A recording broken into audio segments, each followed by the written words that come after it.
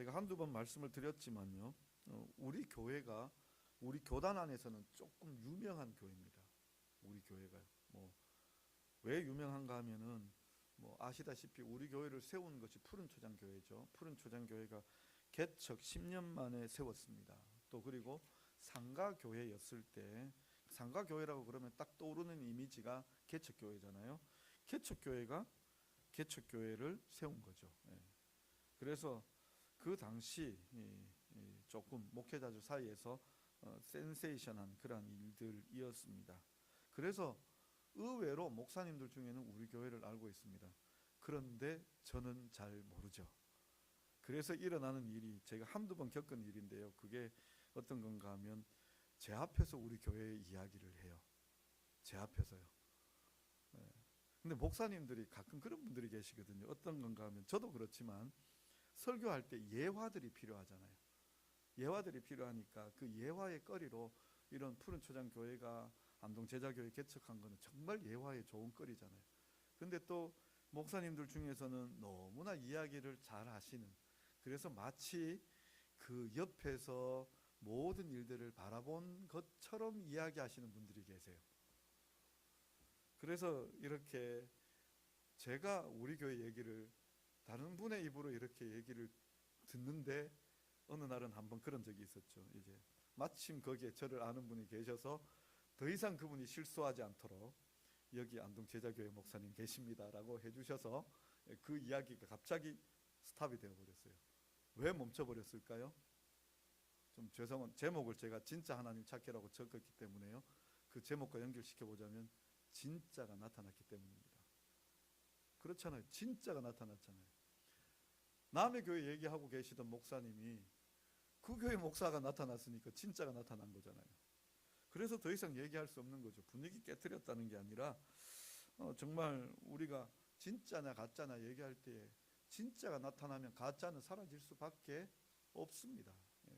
오늘 간략하게 얘기 드리자면, 결론적으로 얘기 드리자면 오늘 본문의 내용 그겁니다. 진짜 하나님 찾기입니다. 진짜 하나님 찾기. 뭐가 진짜 하나님이냐? 누가 진짜 하나님이냐? 그 얘기예요. 자, 그런 면에서 이제 오늘도 우리가 말씀을 좀 큐티식으로 볼 텐데요. 성경 읽으셨습니까? 이거 언제 본문인지 아십니까? 며칠자 본문? 6월 6일자 본문이었습니다. 6월 6일자. 저는 이번 주간 이렇게 돌아보면서 차라리 6월 5일에서 더 은혜 받았어요. 야, 이거를 내가 올려서 큐티를 같이 나누었어야 되는데 하면서 안타까워 이게 땅을 쳤지만 6월 6일자 본문이 미리 공지가 되어졌기 때문에 주보에 공지하는 이유가 미리 좀 보시고 오고 또 그 말씀을 묵상해 보시고 일주일 내내 매일 다른 본문을 해도 괜찮지만 일주일 내내 하루에 한 번씩 읽으시면서 그 본문에 깊이 빠져 보시기를 바라는 제 마음이 있습니다. 그래서 이제 제가 어쩔 수 없이 또 6월 6일자 본문인 오늘 본문을 가지고 큐티를 또 함께 나누어 보고자 합니다. 자, 꼭 우리 이번에는 이렇게 이번 주에는 또 말씀을 매일매일 한 번씩 주보 보시면서 읽어 주시길 부탁을 드립니다. 자, 이제 큐티 본문 관찰로 한번 들어가 보겠습니다. 나 여호와가 말한다. 너희 우상들은 소송을 걸어라. 야곱의 왕이 말한다. 너희 우상들은 확실한 증거를 보여라. 장차 당할 일을 우리에게 말해보라. 또 이전에 일어난 일에 대해서도 우리에게 알려달라. 우리가 너희들의 말을 기억하고 그 결과를 알아볼 것이다. 앞으로 올 일을 나에게 들려주고 뒤따라 올 일도 나에게 알려달라.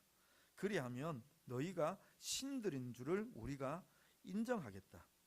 복을 내리든지 재난을 내리든지 해보라. 우리가 보고 놀랄 것이다. 너희는 아무것도 아니다. 너희 하는 일은 허망하고 너희를 선택한 자는 가증한 자들이다.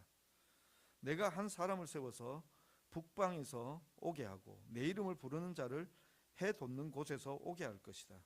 그가 와서 고관들을 석회같이 토기장이의 진흙같이 밟을 것이다. 누가 이 일을 처음부터 우리에게 알려주었느냐? 누가 나보다 먼저 알아서 그 일에 대하여 우리가 옳다고 말하게 하였느냐? 알게 하는 자도 없고 너희 말을 듣는 자도 없도다. 내가 비로소 시온에게 너희는 이제 그들을 보라 하였다. 내가 기쁜 소식을 전한 자를 예루살렘에 주리라. 내가 본즉 한 사람도 없으며 내가 물어도 그들 가운데 한 말도 대답할 좋은 자 없다. 보라, 그들은 다 헛되며 그들의 행사는 다 허무하고 그들이 만든 우상은 바람이고 공허한 것뿐이다. 이게 제가 관찰한 겁니다.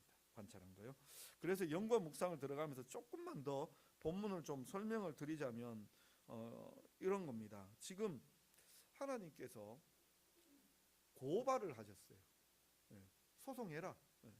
우리 왜 그 고발해서 이렇게 소송이 들어가잖아요. 재판에 이제 소송을 걸어야 되잖아요.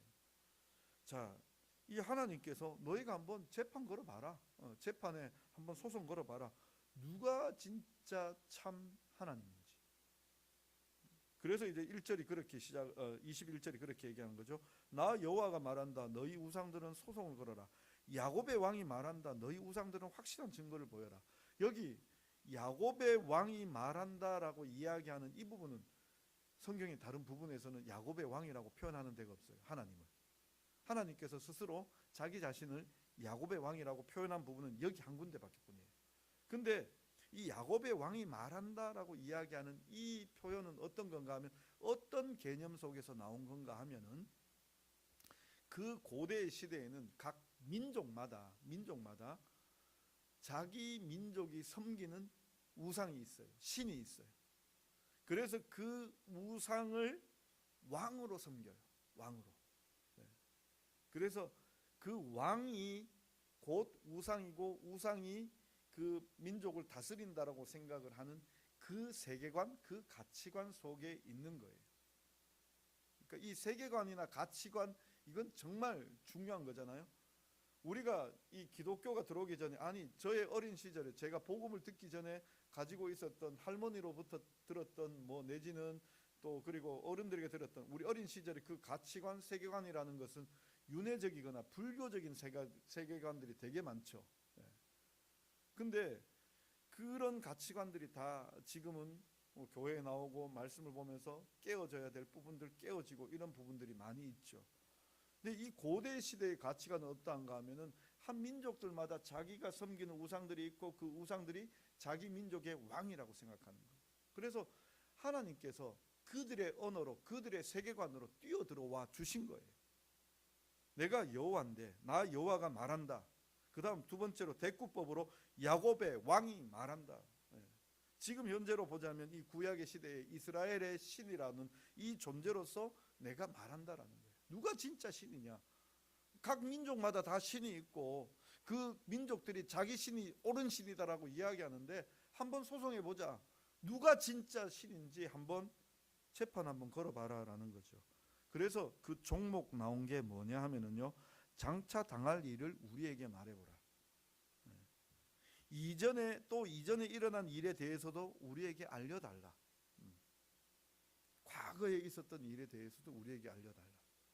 그러니까 한 사람의 뭐 짧은 과거가 아니라, 주로 하나님께서 이 성경을 통해서 우리가 이렇게 보자면, 하나님께서 그 욥에게 나타나셔서 말씀하실 때에, 욥이 하나님 나 무죄합니다. 와, 나 무죄한데 하나님 왜 벌 주셨습니까? 라고 그렇게 얘기할 때에 욥에게 하나님께서 질문 던지신 게 그거예요. 내가 저 산 만들 때 너 어디 있었느냐? 내가 저 바다 깊은 곳 만들 때 너 어디 있었느냐? 내가 저 나는 짐승 만들고 땅에 다니는 짐승 만들고 물속에 다니는 그 어류들을 만들 때 너 어디 있었느냐? 하늘의 해와 달들 별들 만들 때 너 어디 있었느냐? 그게 곧 무슨 얘기일까요? 이 세상 처음 만들어질 때 그때에 너 어디 있었느냐? 그 질문 던지잖아요. 여기 지금 이전 일이라는 것은요, 그저 단순히 우리가 뭐 점쟁이 만났을 때 네가 뭐 고등학교 때 큰 사고 있었지, 이런 과거의 이력을 맞추는 그 부분의 얘기가 아니라, 정말 참신이라면 장래 일도, 다가올 일도 알아야겠지만 이 세상이 처음 만들어질 때도 한번 말해보라는 거예요. 그 세계관을 가지고 있느냐, 그 원리를, 그 모든 것을 알고 있느냐, 이 얘기를 지금 던지고 있는 거죠. 그리고 다시 또 이야기하면서, 앞으로 올 일에 나에게 들려주고 뒤따라 올 일도 나에게 알려달라. 이건 똑같은 거예요. 우리가 어떤 때는 보면 앞에 일들, 그러면 미래 일이죠. 근데 요걸 뒤따라 올 일, 지금 여기서 내가 지금 일을 하나 하고 있어요. 그러면 이 일이 말미암아 원인이 되어서 결과가 나오게 되죠. 그걸 뭐라고 얘기해요? 뒤따라오는 일이 되어지죠. 그러면 지금 여기 있는 앞으로 올 일을 나에게 들려주고 뒤따라올 일도 나에게 알려달라라고 이야기하는 이 부분은 결국 같은 얘기예요. 저 태초의 이 일들을 너희가 알고 있느냐? 장차 앞으로 되어질 일들을 알고 있느냐? 이거 한번 얘기해 보라는 거예요. 그래서 하나님께서 말씀하시는 게 무엇인가 하면 그거 내가 얘기하겠다라고 이야기하며 그 다음에 이어지는 내용이 뭔가 하면 너희가 복을 내리든지 재난을 내리든지 한번 해보라는 거예요. 우상들이 우리는 복을 내리고 재난을 내린다라고 생각을 하는데 아니죠. 우상들은 아무것도 할 수 없습니다. 출애굽을 한번 생각해 보십시오. 하나님께서 이스라엘 백성들을 애굽에서 건져내실 때에 애굽에다가 재난을 내리셨어요. 근데 그 재난을 내릴 때 뭐 나일강이 변하여 피가 되어지고 뭐 거기에서 개구리 튀어 올라오고 뭐가 튀어 올라오고 뭐가 변하고 뭐 이런 일들이 있었죠. 그죠? 그게 다 뭔가 하면요. 그 애굽의 사람들이 섬기던 우상들이에요. 근데 하나하나 하나님께서 그걸 가지고 재앙을 만들어 버리시는 거예요. 그리고 여섯 번째, 일곱 번째 재앙부터는요. 이스라엘 백성들과 애굽 사람들을 구별하세요. 고센 땅에는 우박이나 이런 것들이 내리지 않도록 해버려요. 그리고 애굽 사람들만 심판하고 마지막 그 장자의 재앙으로 이스라엘 백성들을 건져내실 때 이스라엘 백성들은 보호하시고 애굽의 사람들은 심판하고 계시는 재난과 복이 동시에 임하고 있는 것을 볼 수 있어요. 누가 진짜 하나님이냐? 하나님께서 그걸 지금 말씀하시는 거예요. 너희가 한번 재난 한번 내려보고 복 한번 내려봐라. 내가 놀랄 것이다. 내가 놀랄 것이다. 와, 대단하네. 내가 너 신으로 인정해 줄게. 그 얘기가 되어지는 거예요. 그러면서 하나님께서 말씀하시는 게 뭔가 하면은 그 이어지는 게 내가 한 사람을 세워서 북방에서 오게 하고 내 이름을 부르는 자를 해 돋는 곳에서 오게 할 것이다 라고 되어 있는데 이거 북방에서 오고 또 해 돋는 곳은 동쪽이잖아요. 동쪽에서 오고 그럼 두 사람이 오느냐? 두 사람이 오는 게 아니고 지금 이 누구를 가리키는가 하면 결론적으로는 바사왕 고레스를 가리키는 거예요. 바사왕 페르시아의 왕 고레스를 이야기하는데 이 페르시아가 지금 어느 나라인가 하면은요 이란이에요. 이란 사람들에게 이 사람들에게 당신들 중동 사람이지요 라고 얘기해 버리면 제일 미치는 거예요. 네. 뭐 얘기 하나가 있는데 그 뭐 중동에 우리가 일하러 갔을 때 특히 이란하고 큰 그 건설 계약권 따라갔다가 우리는 생각할 때 전부 다 이런 뭐 무슬림들이고 뭐 머리에 동그란 거 쓰고 있고 이러니까 뭐 이라크나 사우디아라비아 사람들이나 이란 사람들이나 다 거기서 거긴 줄 알고 당신들 중동 사람들이지요 라고 했다가 계약이 박살나 버렸습니다. 그건 무슨 얘기냐면 우리 보고요 당신 일본 사람이지요 당신 중국 사람이지요 하고 똑같은 거예요. 요즘 뭐 우리 반중 정서도 있고 반일 정서야 뭐 늘 가지고 있었던 거기 때문에 우리 보고 일본 사람이지요 라고 얘기하면 우리 미치잖아요. 네. 아니라고 우리는 대한민국 사람이라고 뭐 박수라도 쳐서 그거 아니라고 요즘이야 뭐 K-팝도 있고 이래서 좀 달라졌지만 근데 우리를 대한민국 사람으로 안 알아주고 중국 사람 알아주고 막 일본 사람으로 알아주면 뭐 우리가 막 아마 우리가 싫어하는 것보다 더 싫어요. 그래서 이란이란 나라 다른데 이란이 바로 이 지금 페르시아의 후예예요. 지리적으로 지금 인종적으로 민족적으로는 똑같지 않지만 지리적으로는 이라크가 바벨론이에요. 이라크가 바벨론. 이라크가. 그래서 달라요. 그 두 쪽이 민족이 좀 다른데 이 이스라엘 쪽에서 보면 이 페르시아는 북쪽도 되어지고 동쪽도 되어져요. 그래서 해 돋는 곳에서 오고 그리고 북쪽에서도 지금 밀고 내려오면 북쪽에서도 밀고 내려오게 되거든요. 그래서 한 사람인데 누구를 이야기하느냐? 바로 이 바사왕 고레스를 이야기해요. 그 사람이 일어나서 지금 여기 모든 것 고관들을 여기 있는 모든 나라들을 다 짓밟아 버리시겠다 그렇게 짓밟도록 하겠다라고 말씀하고 계세요. 그런데 지금 우리가 또 생각하는 것이 지금 이제 남유다가 망해가는구나 무너지는구나. 물론 망해가는 거예요. 망해가는데 망해가기에는 아직 시간이 많이 남았어요. 이사야는 언제 주로 활동했느냐? 이사야의 활동 시기가 뭐 히스기야 나오고 우시야 나오고 이런 왕들의 이름이 나오잖아요. 그러면 이 사람은 언제냐 하면 BC 730년경부터 690년경이에요. 그래서 주로 이제 8세기 사람이다, BC 8세기 사람이다라고 이야기해요. BC 8세기. 그런데 이 바사왕 고레스는 언제가 주 활동이냐면 BC 580년부터 세계사에서는 키루스라고 나오는데 580년부터 530년 내지는 520년 어간에 살았던 사람이에요. 이게 이제 BC로 갔기 때문에 더 복잡한데 지금부터 더 먼 사람은 이사야예요. 이사야를 치자면 어느 정도 되는가 하면 2800년 전의 사람이고, 키루스는 언제 사람인가 하면 2500년에서 600년 전 사람이에요. 그래서 두 사람의 시간 차이로 이야기하자면 이사야로부터 150년 정도가 지나야 키루스가 나와요. 아직 유다가 안 망했어요. 안 망했어요. 유다가 망하기까지도 한 100년이 남았어요. 유다가 망하기까지도 100년이 남았어요. 그 100년이 지나고 난 다음에 다시 또 70년간 포로기 가고 난 다음에 키루스가 돌아가라 이 얘기가 나온단 말이죠. 돌아가라 이 얘기가 나온단 말이죠. 지금 짧은 시간에 얘기하는 게 아니라 긴 시간을 두고 그렇게 장래에 되어질 일을 하나님께서 지금 얘기하시는 거예요. 자, 이 얘기 결국 이 본문의 내용이 뭔가 하면은, 자, 너희가 진짜 한번 소송해봐라. 누가 참신인지. 자, 과거 일도 얘기해보고 장래 일도 얘기해보고 복도 내려보고 재난도 내려봐라. 그 중에 나는 예언한다. 무슨 얘기인가 하면 지금으로부터 먼 일, 장래 일들 얘기하는데, 이 유다가 망하고 그 유다가 망한 다음에, 왜 여기서는 지금 이제 키루스에 대해서 얘기하지만 결국은 돌아와서 그 사람이 이스라엘을 회복시켜 줄 것, 남유다를 회복시켜 줄 것을 이야기하는데, 그 종, 나의 종이 오게 될 것이다. 내가 그 막대기로 사용하는 그 종이 오게 될 것이다. 그 이야기를 하고 있는 거예요. 장래 일들을 이야기하는 거죠.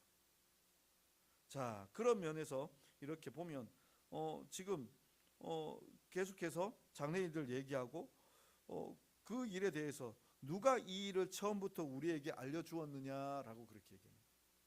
이 일이 될 것을 하나님께 알려준 사람이 있을까요? 알려준 존재가 있을까요? 나 그러면 그 신도 내가 인정하겠다. 그 다음에 되어질 말도 똑같은 얘기가, 누가 다 나보다 먼저 알아서 이 일에 대하여 우리가 옳다고 말하게 하였느냐.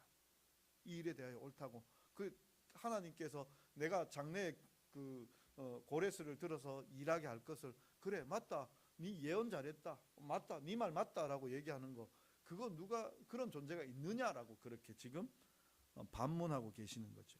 그래서 아무도 없다라는 거예요. 이 예루살렘에 전하는 좋은 소식을 알려줄 자는 아무도 없다라고 이야기하며 결론 내리는 게 보면, 그들은 다 헛되며 그들의 행사는 다 허무하고 그들의 모든 우상은 바람이고 공허한 것뿐이다라고 그렇게 하나님께서 말씀하고 계시는 겁니다. 오늘 특히 이 21절부터 29절은요 직접 화법이라고 이야기하죠. 선지자가 말을 하긴 해요. 말하는 건 선지자예요. 이사야 선지자예요. 그렇지만 이 말은 누가 하고 있는가 하면 하나님께서 하고 계시는 거예요. 그죠? 우리가 왜 그 쌍따옴표라고 얘기하죠. 문장에서 보면 이렇게 우리 글을 쭉 쓰면 신재한 목사가 말했습니다. 그리고 땡땡 치고는 뭐라 뭐 쭉 쓰고 땡땡 닫고 하면 그게 완전히 인용 부호잖아요. 그죠? 그대로 지금 이사야가 바로 하나님의 말씀을 그대로 인용한 거예요. 하나님의 목소리를 그대로 나타내듯이 하고 있는 거죠. 자, 그렇게 보자면 이제 이 말씀을 통하여 우리가 깨달아지는 게 뭔가 하면 하나님이 진짜 하나님, 그죠? 하나님이 진짜 하나님인데 우리가 느끼고 깨달아야 되는 게 뭔가 하면 맞아요, 진짜 하나님이에요 라고 그렇게 얘기해버리면 거기서 끝나버리면 끝인데, 우리가 배경 하나만 얘기해보죠. 배경 하나가 뭔가 하면은 지금 유다가 서서히 무너져 내려가고 있어요. 히스기야가 어찌 보면 그 유다 왕족들 중에서 다윗, 솔로몬 뭐 이런 시대 쭉 오다가 우시야, 히스기야 요때 시대가 일종의 중흥기라고 이야기할 수 있어요. 왜 조선 시대의 역사를 보면 초기 뭐 태종 나오고 세종 나오고 이럴 때 막 나라가 한참 뭐 잘 되는 그런 어떤 흥왕기의 분위기라면, 후반기로 오면 영조와 정조 때가 있죠. 전쟁 겪고 병자호란 겪고 뭐 이러면서 나라가 어려워졌다가 영정조 때 다시 회복이 되어지잖아요. 그죠? 조금 그렇지만 그 영종조를 지나면서 다시 또 조선이 그냥 그야말로 망해가는 모습들을 보여주잖아요. 뭐 철종 나오고 뭐 이런 데서 가서는 막 무너지잖아요. 거기 비슷한 것처럼 지금 여기도 우시아나 히스기야 오면은요, 나라가 막 잘 돼요. 잘 믿어요. 하나님께서 지키시고 역사하는 것들이 나타나지만 그렇게 강력한 밝음이 있음에도 불구하고 또 뭐가 있는가 하면은 어둠이 함께 따라와요. 선지자들이 이때부터 나타나서 계속 얘기하는 거예요. 이사야뿐만 아니라 아모스라든지 그 초기 이렇게 선지자들이 나타나서 남유다가 회개하지 않으면 망할 것이다, 망할 것이다 계속해서 얘기하는 거예요. 너희가 저기 바벨론으로 포로 잡혀갈 것이다 계속 예언하는 거예요. 또 이사야도 마찬가지로 39장까지 무슨 얘기를 해왔는가 하면은 너희가 바벨론으로 잡혀갈 것이다. 근데 그 얘기가 언제 있는가 하면 100년 뒤에요. 100년 뒤에. 정말 답답한 거죠. 정말 답답한 거. 지금요, 우리가 지금 직면하고 있는 게 이런 거잖아요. 우리나라의 사람들에게 이야기하는 거 이런 거잖아요. 인구 절벽 온다, 절벽 온다. 느끼십니까? 피부로 느끼십니까? 근데 그 피부로 느낀다는 건 이 인구들이 줄어서 우리가 뭐 내가 지금 뭐가 잘 안 되는 거 있는가라고 생각해 보면 그렇게 안 되는 건 잘 없어요. 그죠? 근데요, 제가 최근에 유튜브 하나를 봤는데 뭔가 하면은 여러 가지 인구들이 있는데 군대에 들어가는 청년들이 없어요, 지금. 우리 때 제가 90년 8월에 입대했는데 비교를 하는데 90년 8월에는요, 그 남자 20대, 20살, 21살 병력 입대하는 그 시기에 남자들 신검에서 50%를 떨쳐버렸어요. 군대 가기에는 그때가 쉽지가 않았어요. 근데 지금은 몇 프로 떨어뜨리는가 하면은요, 5%만 떨어뜨려요.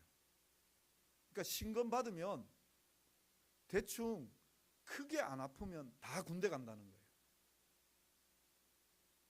그리고 요게 2030년도 되기 전에 무슨 일이 벌어지는가 하면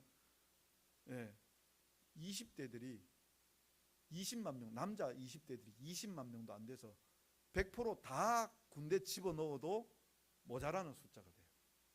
최소 우리나라가 한 30만 군대를 유지해야 된다는데 다 집어넣어도 안 된대요. 다 집어넣어도. 그게 인구 절벽이고요. 지금 현재 군대에서도 어떤 건가 하면은 우리 부대에 뭐 예를 들어서 운전병이 있다. 우리 부대를 이끌어가는 운전병이 있다. 그래서 훈련 갔다 오면은 옆에 부대에 운전병이 없는 거예요. 그래서 우리 부대 운전병이 옆에 부대 운전병으로 또 가야 돼요. 예전에는 철책에, 저도 육군 편제를 잘 모르겠는데 철책에 들어가서 한두 달간 생활하면은 다시 내려와요. 그럼 다른 부대가 들어가서 철책에 부대 한두 달간 하고 서로 교대하면서 뒤로 내려왔을 때 휴가도 보내주고 뭐 또 여기 훈련하면서 다시 몸과 마음을 추스리는데 지금은 아예 그렇지도 않대요. 한 부대가 들어가면 그대로 그냥 거기서 머무른대요. 못 나온대요. 사람을 못 바꿔준대요. 사람이 없다라는 거예요. 사람이 없다. 이런 일 될 줄 우리가 생각했습니까? 아니 2000년대 초반부터 우리가 인구 절벽 온다, 인구 절벽 온다, 인구 이런 문제 생길 것이다 자꾸 얘기했는데 그게 무슨 일이요? 뭐 이렇게 얘기했잖아요. 10년 전에 뭐 여기 가까운 군위에 뭐 인구 생산이 없었다, 뭐 없었다. 그래서 뭐 어떤 토픽감으로 그렇게 나왔지 우리가 별로 걱정 안 했잖아요. 그런데 지금 걱정이 생기고 있잖아요. 그렇죠? 이런 일들도 우리가 생각지도 못하고 이런 일들이 벌어지는데 이사야가 뜬금없이 지금 잘 되고 있는 이 시대에 뭐라고 이야기하는가 하면 우리가 망할 것이다라고 얘기하는 거예요. 하나님의 말씀 안 들으면 우리가 포로로 잡혀갈 것이다. 그걸 39장까지 계속해서 이야기했던 거예요. 유다만 망한다고 얘기하는 게 아니라 옆에 있는 에돔도 망하고 옆에 있는 그 모압도 망하고 옆에 있는 그 뭐 다른 모든 족속들이 다 망한다. 애굽도 망하고 다 망한다. 바벨론에게 다 짓밟힐 것이다. 그게 39장까지 이야기해 온 거예요. 사람들이 여기까지 말 들었으면 두렵잖아요. 야, 이제 우리는 다 망했다. 제가 지금 인구 얘기하면서 이렇게 얘기하면 야, 우리나라 이제 끝났다. 좀 걱정되시잖아요. 그죠? 근데 이걸 반전시키는 말씀을 하나님께서 지금 주고 계시는 거예요. 내가 장래일을 얘기할 것이다. 우리가 망하지만 망하는 것이 아니라 거기서 내가 다시 돌아오게 할 것이다. 누구를 통해서요? 이 고렛을 통해서. 돌아오게 하실 것이다. 지금 이제 41장부터 조금씩 고레스 얘기를 해주고 있어요. 고레스 얘기를 해주고 있는데 그렇게 돌아오게 할 것이다 라고 이야기하고 있는 거예요. 이걸 이사야 시대 사람들이 믿으라는 거예요. 이사야 시대 사람들. 자요, 지금 우리 시대에도 우리가 하나님 안 믿으면 멸망당하는 그 이야기를 저는 해야 돼요. 심판받는다고 이야기를 해야 돼요. 근데 우리 모든 사람들이, 저도 이렇게 이야기하면서 그게 되어질까? 그런 일들이 벌어질까? 근데 오늘 우리에게 이야기하는 하나님의 메시지가 뭔가 하면 나를 믿으라는 거예요. 하나님을 믿으라는 거예요. 성경의 말씀대로 되어지는 대로 예수 그리스도를 믿어 구원 얻어야 되고, 예수 그리스도를 믿지 아니하면 심판받게 되어질 것을 믿으라는 거예요. 이사야 선지자의 이 이야기를 그 당시 사람들이 그걸 믿었을까요? 마음에나 새겼을까? 아, 그럴 수 있다. 이 정도는 아마 받아들여도 정말 그게 될 것이다라고 그렇게 믿지는 못했을 거예요. 이 세상 끝날이 올 것이고 마지막 그 종말 때에 예수 그리스도께서 이제는 구원 주님이 아니라 심판 주님으로, 심판주로 이 땅에 오신다라는 것을 우리가 믿어야 돼요. 하나님을 믿는다라는 것이 바로 그 얘기예요. 누가 진짜 하나님이냐? 그저 내가 진짜 믿는 하나님이 생사화복을 주장해 주셔서 이 땅에서 나에게 잘되게 하시고 평안 주시고 형통케 하시고 이것만이 전부가 아니라, 진짜 중요한 것은 우리가 거저 왔다가 거저 사라지는, 우연히 왔다가 우연히 사라지는 그러한 존재들이 아니라 하나님의 계획하에서 이 땅에 왔고 하나님께서 세워놓으신 이 세상 가운데 하나님의 그 놀라운 역사들을 인정하고 고백하고 하나님께서 우리를 만드셨음을 알고 그러므로 하나님을 아버지라 부르고 하나님을 믿으며 하나님을 인정하고 하나님의 백성답게 이 땅에서 살다가 하나님과 함께하는 그 영광스러운 자리로 나아가게 될 것을 믿으라는 거예요. 예수님을 믿는 자들에게는 바로 하나님의 자녀가 되는 권세가 바로 그거예요. 근데 예수님을 믿지 아니하는 자들에게는 심판이 임한다라는 거예요. 왜요? 그 믿음대로 되는 거예요. 그들이 뭘 믿었습니까? 그들이 가지고 있었던 신조가 무엇입니까? 하나님은 안 계시다라는 것을 그들이 가지고 있었던 믿음이잖아요. 하나님이 없다라고 이야기하는 게 불신자들의 믿음이잖아요. 그러니 하나님이 없기 때문에 그들은 영원 형벌 받습니다. 멸망받습니다. 그래서 우리가 믿는 게 무엇인가 하면 하나님께서 우리를 구원하시는 이 놀라운 은혜를 우리가 경험하고 누리는 거예요. 그래서 내가 확실한 믿음 가지는 거예요. 그 다음 그 확실한 믿음으로 뭐 해야 되는가 하면 주변 사람들에게 내가 진짜 하나님 만났다라는 것을 전해주어야 돼요. 진짜 하나님 만났다고. 제가 좋아하는 목사님 중에 그 박영선 목사님이라는 분이 참 좋아하는데요. 이분이 그 짧은 아마 그 쇼츠라고 얘기하죠. 동영상 쇼츠로 얘기하시는, 저는 그 설교에서 좀 이렇게 그 책에서 본 적이 있는데 그걸 이렇게 말씀하시는 걸 들었는데 무슨 내용인가 하면 그리스도인들이 좀 자존심 가지라는 거예요. 자존심요. 그러니까 이분의 얘기는 요지가 이런 거예요. 가서 어디 가서 행동하면서 말로만 예수 믿으라고 좀 전하지 말라는 거예요. 말로만 전하지 말고 정말 그 사람 삶 속에 그리스도인의 이 자긍심이 있어서, 예, 뭔가 있는 사람들은 다르죠, 그죠? 뭔가 있는 사람들은요. 그러니까 자신감 있다라고 얘기해야 될까요? 여유가 있다라고 얘기해야 될까요? 지금 내 눈앞에 펼쳐지는 이 일들, 이 어려움들, 이걸 보고 우리는 자신감이나 자존심이 없으면 두려워 떨고 막 이렇게 어떻게 해야 될지 어떡하지 막 두려워 떠는데, 믿는 자의 자존심은요, 자존감은요, 그 배짱은요 하나님께로부터 말미암은 것이기 때문에요 그걸 뛰어넘습니다. 그래서 사람들이 놀랍니다. 그런 사람들에게 뭐라고 이야기해야 되는가 하면, 왜 그 사람들이 와서 왜 당신은 우리에게 예수님 이야기 안 해주느냐? 아니 내 삶 자체가 예수님의 삶이 아니냐, 예수님 따라가는 삶이 아니냐, 이런 자긍심, 긍지 가지고 살아라는 거예요. 적어도 그 얘기를 저의 화법으로 바꾸자면 그 사람은 진짜 하나님 만난 거예요. 진짜 하나님을 경험한 거예요. 그래서 진짜 하나님 찾았고 만났고 그 은혜를 경험했기 때문에 사람들에게 삶 속으로 다가갈 때에 그 사람에게서는 하나님의 냄새가 나는 거예요. 예수 그리스도의 냄새가 나는 거예요. 우리가 정말 필요한 것이 있다면 바로 이런 느낀 점, 이 깨달은 점인데요. 하나님을 만나셔야 됩니다. 하나님을 경험하셔야 됩니다. 오늘 하나님께서 한번 시험해 보라고 말씀하세요. 시험해 보라고. 나 소송 걸어봐라. 나 소송 걸어봐라. 지금 우리 편에서 이야기하자면 하나님께서 나 한번 시험해 봐라는 거예요. 말라기서 3장 10절에 보면 그런 얘기 나오죠. 그 11조에 대한 얘기 나오잖아요. 그래서 11조 이야기할 때마다 하나님의 그 말씀을 인용할 때 너희가 한번 11조 한번 드려봐라. 내가 쌓을 것이 없도록 내가 붙지 아니하나 보라 라고 그렇게 하나님께서 말씀하시죠. 시험해 보라는 거예요. 내 말이 맞는지 틀린지. 우리 성도님들이 정말 하나님을 믿고 바라고 하나님 앞에 나아갈 때 하나님을 그렇게 한번 시험해 보십시오. 기도해 보십시오. 우리의 기도 제목들 다 가지고 있잖아요. 그죠? 기도 제목들. 하나님 앞에 응답을 구하십시오. 20년 전쯤에요. 제 동생의 가정이 물질적으로 어려운 적이 있었습니다. 지금도 뭐 넉넉한, 뭐 풍성한. 근데 하나님께서 늘 지켜주고 있다는 것을 깨닫는데 20년 전쯤에 동생의 가정이 참 어려웠어요. 저보다도 동생이 먼저 결혼을 했는데 어려웠어요. 아이들이 커갈 때 어때쯤인가 하면은 이제 그 아이들이 유치원 다닐 때였는데 심지어는 유치원에 뭐 물건 사갖고 오라고 하는 거 있잖아요. 뭐 이렇게 보내고 또 돈도 내고 하는 거. 그 돈도 낼 돈이 없고 그 당시는 이제 카드 돌려막기도 좀 하는 그 시대였잖아요. 그죠?